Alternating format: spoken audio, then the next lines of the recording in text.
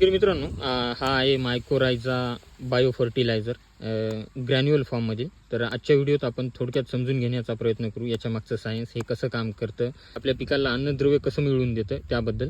तत्पूर्वी तुम्ही जर चॅनलवर नवीन असाल तर चॅनलला सबस्क्राईब करायला मात्र विसरू नका.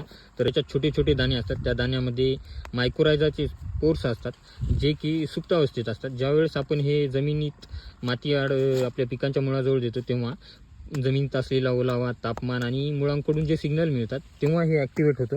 आणि जेव्हा सुप्त अवस्थेतील मायक्रोरायझा ॲक्टिवेट होतो तेव्हा त्यातून बारीक धाग्यांचं जाळं पसरत जातं जमिनीत खोलपर्यंत. आणि काही धागे हे मुळांमध्ये जातात, मुळांच्या कॉर्टेक्समधून आत जाऊन पेशीमध्ये एक संरचना तयार करतात, ज्या संरचनेमार्फत पिकांची आणि ह्या बुरशींची अन्नद्रव्यांची देवाणघेवाण होत असते. हे मेनली आपल्या पिकाला फॉस्फरस, झिंक, कॉपर, सल्फर आणि पाणी मिळवून देतं. त्या बदल्यात आपलं पीक हे मायक्रोरायझाला जगण्यासाठी कार्बन देतं. तर अशा पद्धतीचं या दोघांचं सिम्बायोटिक रिलेशन आहे.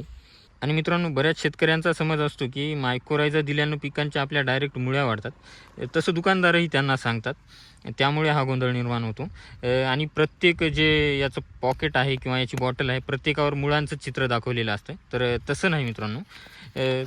ज्यावेळेस आपण मायक्रोरायझा देतो त्यावेळेस समजा जर आपल्या मुळा इथपर्यंत असतील पिकाच्या, मायक्रोरायझा दिल्यानंतर इथून पुढं खोलपर्यंत दूरपर्यंत मायक्रोरायझाचं जाळं पसरत जातं. आधी आपलं पीक इथपर्यंत मुळा असल्यामुळे फक्त इथपर्यंतच अन्नद्रव्य उचलत होता.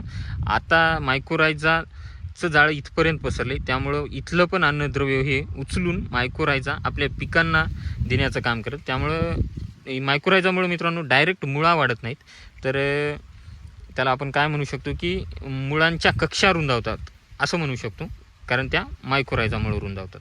धन्यवाद.